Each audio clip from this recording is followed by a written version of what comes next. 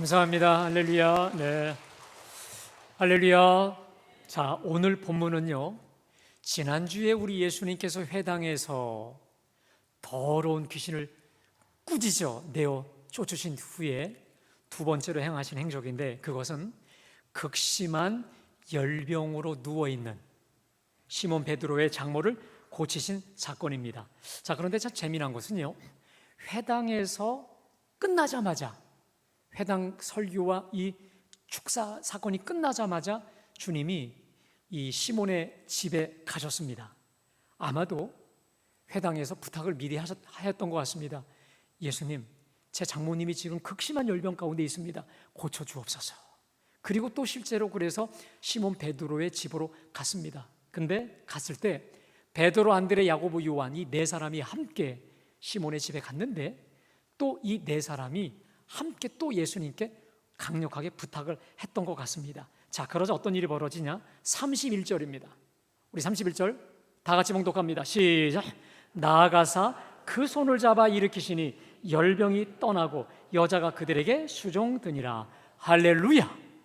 이렇게 그들이 간절히 하나님께, 예수님께 간청했을 때 우리 주님이 그 열병을 앓고 있었던 시몬의 장모에게 나아가서, 가까이 가서 그 손을 잡아 일으키시니 열병이 떠나갔다라고 되어 있습니다. 자, 여러분, 제가 여러분들께 단도직입적으로 질문 드리겠습니다. 우리 예수님께서 말씀 한마디로 고치실 수 있어요, 없어요? 이 열병 말씀 한마디로 떠나가게 하실 수 있죠. 자, 그런데 왜 굳이 이 여인의 손을 잡아 일으키시니 열병이 떠나가게 하셨을까? 여러분, 사실 구약의 율법에 의하면 지금 이 질병에 걸린 여인은요, 열병에 걸렸기 때문에 예수님께서 이 여인을 만지는 순간 어떻게 되냐면 예수님도 부정한 사람으로 전락합니다. 그래서 안식일로 지킬 수 없는 저 다른 곳으로 격리돼야 될, 그야말로 죄인이 될 수밖에 없는 상황에서 얼마든지 말씀 한마디로 고칠 수 있는 걸 왜 손을 잡으셨을까? 여러분, 근데 재미난 사실이 있습니다. 같은 평행 구절에 의하면 예수님이 가까이 서서 열병을 꾸짖으시니까 병이 떠나고 여자가 수종 들었다고 되어 있습니다. 신기하죠? 누가복음에서는 열병을 꾸짖으시니까 떠나갔다고 되어 있습니다. 자, 그러면 왜 굳이 마가는 예수님께서 저 여인의 손을 붙잡아 일으키셨다고 보도하고 있을까? 우리 예수님은 말씀 한마디로도 얼마나 열병을 떠나가게 하실 수 있는 분인 줄 믿습니다. 그런데 마가가 왜 굳이 여인의 손을 붙잡아 일으켰다고 보도하시는 걸까? 그것은요, 우리 예수님께서 이 여인의 고통을 함께 공감하시고자 손을 대셨던 것입니다. 다시 말해, 지금 저 말할 수 없는 열병으로 고통받고 있는 저 여인의 고통을 우리 주님 당신의 고통으로 여기시고 아파하시고자 주님께서 친히 손을 잡아 주셨다는 거예요. 전염의 위험도, 부정의 위험도 우리 주님이 감수하시면서 깊은 공감의 손을 잡아 주셨다는 거죠. 여러분, 실제로 우리가요, 누군가의 아픔을 진심으로 함께 아파할 때, 여러분, 그 함께 아파하는 것만으로도 치유가 일어난다는 거 여러분 아세요? 지금부터 27년 전의 일이었습니다. 제가요, 정말 원치 않는 사고로 교통사고 입원한 적이 있었습니다. 걱정하지 마십시오, 여러분. 지금은 아주 건강합니다. 인도로 차가 돌진을 해서 인도에 서 있던 저를 그냥 깔아버린 거였어요. 그리고 나서 저는 기절을 하고 병원에 입원을 했는데, 정신 차리고 나니까 얼마나 아픈지. 근데 이 소식을 듣고 많은 분들이 저를 위로하러 왔는데, 여러분, 사람이 아프잖아요. 신경이 굉장히 예민해집니다. 그리고 저 사람이 빈말을 하는지 아니면 그냥 인사치레로 오는지 귀신같이 알아요. 근데 여러분들이 저를 위로하러 오면서 이렇게 말하는 거예요. 어쩌다 이런 일이 생겼어? 얼마나 아파? 속으로 당연히 아프지. 그러니까 이게 위로가 전혀 되지 않아요. 했던 말 또 하고 계속 해야 되니까 이거 어디 녹음할 수도 없고요. 너무 괴로웠어요. 자, 그런데 제가 이름을 밝힐게요. 제 동기 친구 중에 최영선이라고 하는 지금 목사님이 됐는데, 이 친구가 와서는요, 병원에 와서 그냥 아무 말하지 않고 제 손만 콕 잡고 그냥 눈을 콕 감고 있어요. 가만히 보니까 기도하는 거였어요. 기도하는 거예요. 정말 이 저의 아픔을 자기의 아픔으로 쌓아놓으면서 간절히 기도하는데, 여러분, 제가요 그냥 치유가 되는 것 같아요. 제 고통이 그냥 경감이 되는 그 경험을 할 수 있었습니다. 제가 얼마나 큰 위로받았는지 몰라요. 자, 제가 그때 이 친구를 통해 하나 크게 깨달았던 사실이 있었습니다. 고통 중에 있는 사람을 위로하러 갈 때는 여러분, 너무 무슨 말을 할까 걱정하지 마십시오. 그리고 특별히 거기다 그냥 하나님 자 붙이지 마세요. 하나님의 섭리도 제대로 못하면 하나님의 뭐가 있을 거야, 이거 뭐 하나님이 뭐 이런 식으로 갖다 붙이지 마시고 그냥 가서 그냥 손만 꼭 잡고요, 진심으로 함께 아파하시려고, 함께 공감하시려고 애를 써보십시오. 여러분, 함께 아파하는 그 공감을 통해서 깊은 위로가 되는 줄로 믿습니다. 자, 근데 여러분, 우리 예수님께서 그러면 단지 함께 아파하신 것만으로 온전한 치유가 이루어졌을까요? 자, 마가복음 1장 31절 다시 한번 띄워주실까요? 우리 함께 다 같이 봉독합니다. 시작. 여자가 그들에게 수종드니라. 자, 여러분 보세요. 그 여인에게 나아가셔서 그 손을 잡아 일으키시는 열병이 떠나고 그 여자가 예수님과 이들에게 수종들었다고 했는데, 여러분 질문 드립니다. 퀴즈입니다. 저 열병 어디로 갔을까요? 저 어디로 사라졌을까요? 네. 자, 이 열병은요, 그 자체가 열 덩어리죠. 이 열은 에너지로 가득하고 질량으로 가득한 것입니다. 자, 이게 어디로 갔을까? 여러분, 이러한 물리적인 법칙이 있는데 뭐냐면, 이 우주 안에서는 이 에너지와 질량은 언제나 동일하게 보존이 된다고 합니다. 그냥 없어지거나 사라지는 게 아니고 어디론가 떠나버렸다는 게 맞다고 한다면, 이 열병이 저 우주 저 너머 어디로 소멸되었던 거 아닐 겁니다.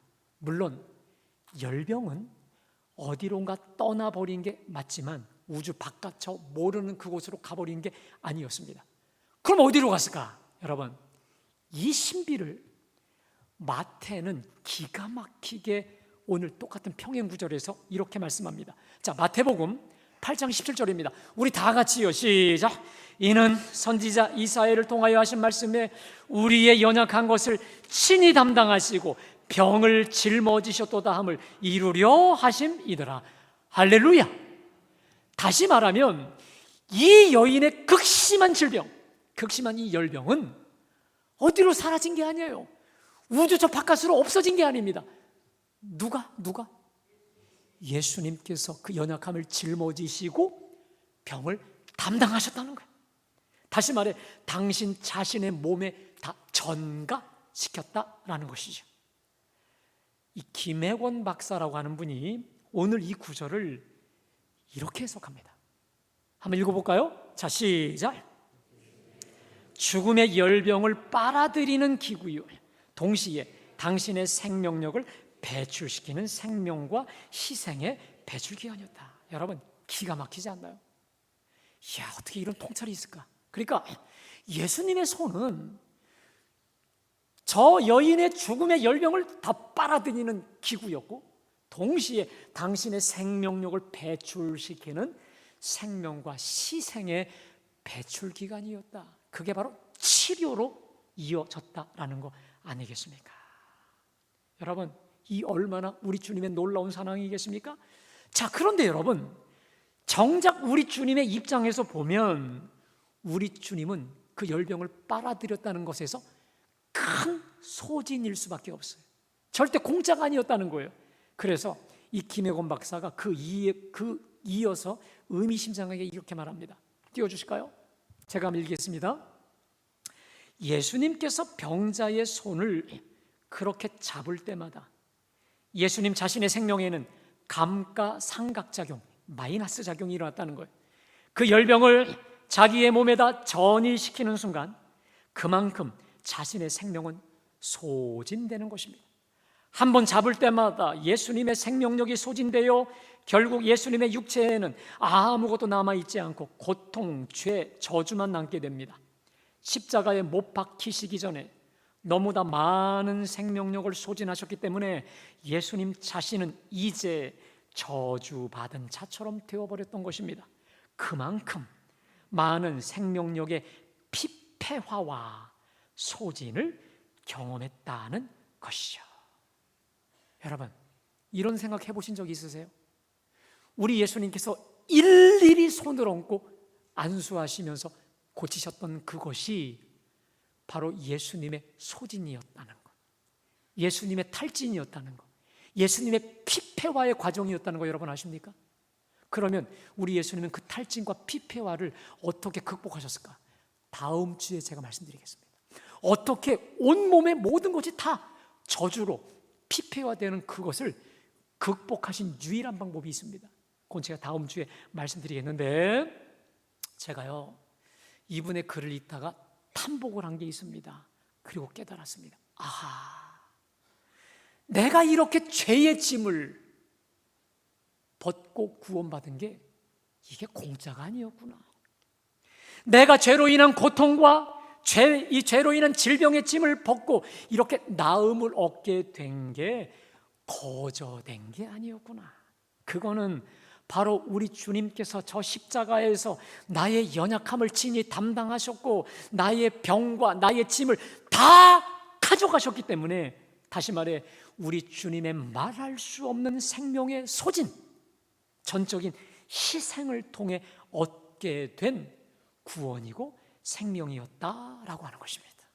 그러므로 여러분, 저는 이 시간 주님이 십자가에서 이미 다 이루어 놓으신 진리, 그래서 우리 가운데 변함이 없는 사실이 된 진리, 다시 말해 복음의 진리를 여러분에게 제가 선포합니다. 저를 따라합시다. 주께서 나의 모든 죄악을 다 가져가셨습니다.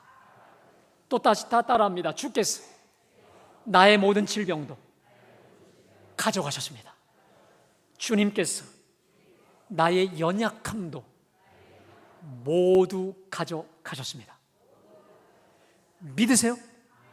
여러분, 이거는요 제가 꾸며낸 것도 아니고 누가 말한 것도 아니라 이미 우리 안에 이루어진 기정사실이요 복음의 진리임을 믿으시기를 축복합니다.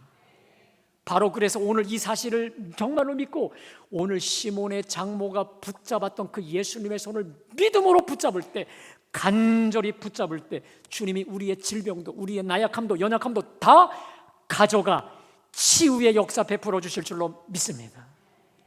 제가 오늘 주보 칼럼에 실은 글이 있습니다. 여러분 집에 가셔서 꼭 읽어보시기 바라는데 이런 내용입니다. 저를 보시면 되겠습니다. 그 글이 이런 겁니다. 우리가 살다 보면 여러분 이런 거 있죠. 육체적으로나 정신적으로나 또 영적으로 전혀 도움되지 않는 이 생각들, 그리고 비건전한 생각과 감정들이 있습니다. 여러분 그거 있죠.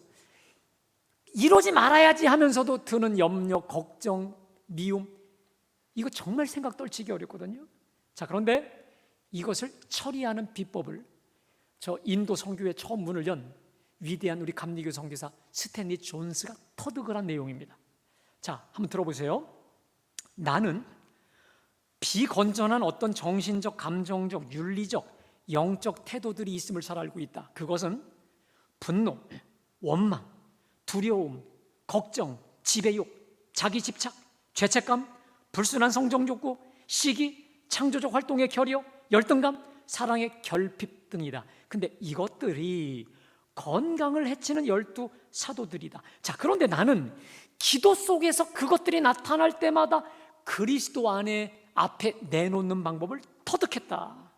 그러면서 이분이 기도가 뭐냐라고 할 때 기도는 자기 포기다. 포기. 자기가 뭔가 하려는 걸 포기하는 거라는 겁니다.